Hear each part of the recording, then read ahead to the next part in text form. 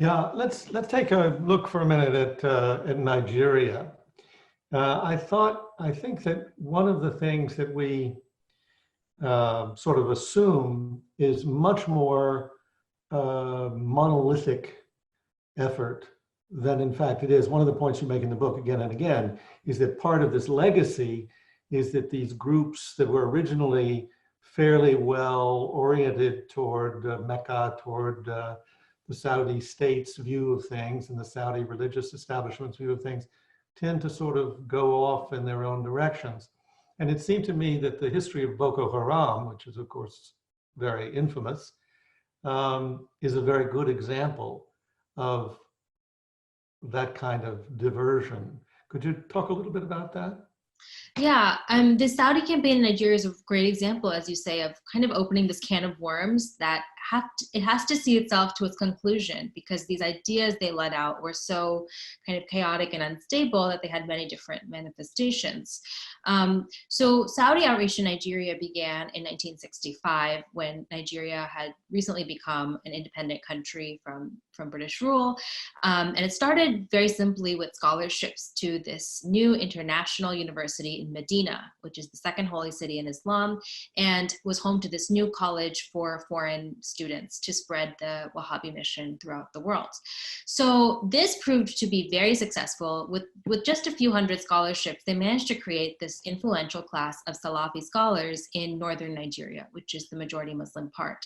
And what these people displaced with their kind of violent and very combative rhetoric was the older Sufi brotherhoods who had been more powerful in the region up until then. So in the 70s, we started to see this kind of Saudi-oriented Salafi movement called Izala, which was the main Salafi movement there. And then in the 90s, a fraction of Izala broke off and became this more extreme group called Ahl Sunnah, which was a even more extreme and austere group. And then in the 2000s, Ahl Sunnah, a very, very small portion of it broke off and became Boko Haram. The founder of Boko Haram, Muhammad Yusuf, was the protege of the most charismatic Salafi scholar of his generation, a Saudi-educated preacher named Jafar Adam. So what we saw in Nigeria was just like Salafi group becomes slightly more extreme, and then it breaks off and becomes slightly more extreme, and so on, and eventually culminates in one of the worst jihadist movements in the world. Did Saudi Arabia predict this? No. Did they even desire this? No. What they started with was just like this soft power initiative in the 60s. But the fact remains that the ideology found such fertile ground there that it led to some very unstable byproducts.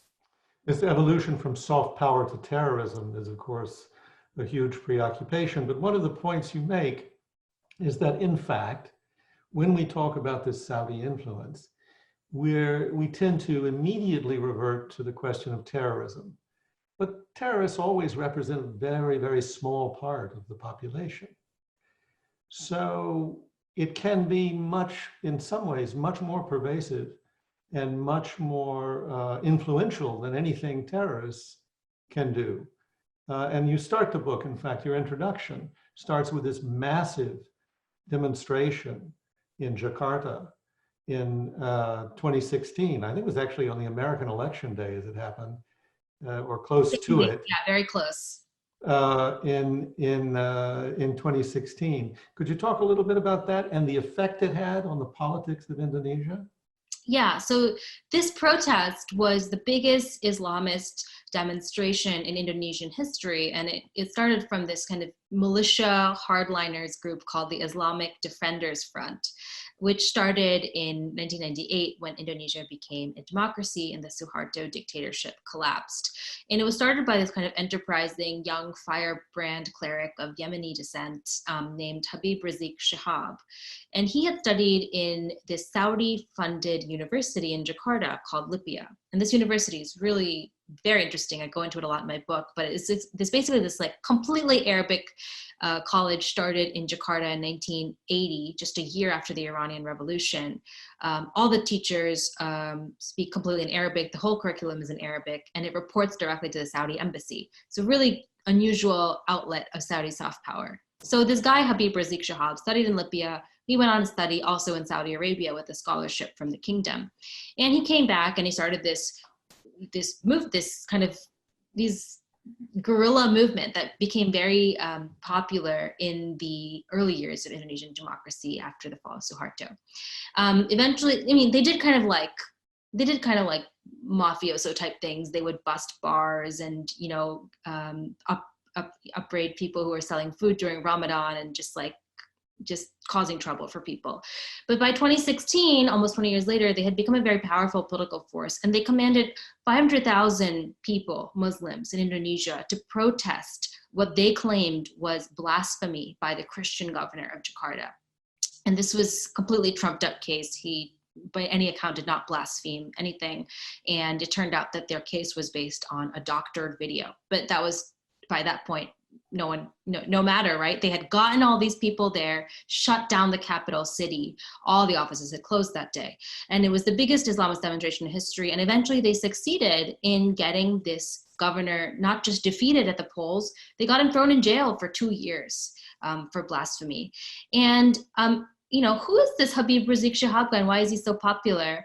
I think he spoke to a lot of anxieties in this newly democratic Indonesia. And he was also a lot of his authority as a figure drew from his command of Arabic, his credentials, having studied in Saudi, and so on.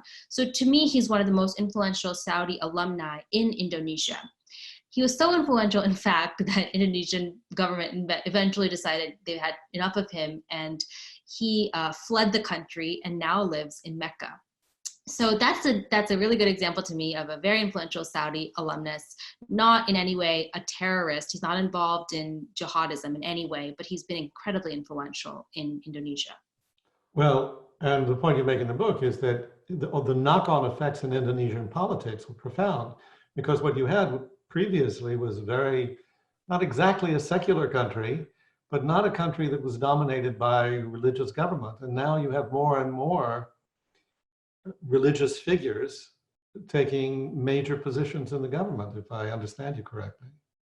Yeah, absolutely. I mean, it's accelerated or provided a boost to some of the trends that were happening already in Indonesian democracy, where as it's become more and more democratic, it's become more and more religious. It runs contrary to what a lot of us think happens when a country becomes more democratic, because today, you know, in the last year's presidential election, both candidates ran explicitly on their Islamic credentials, even though it's not a Muslim country.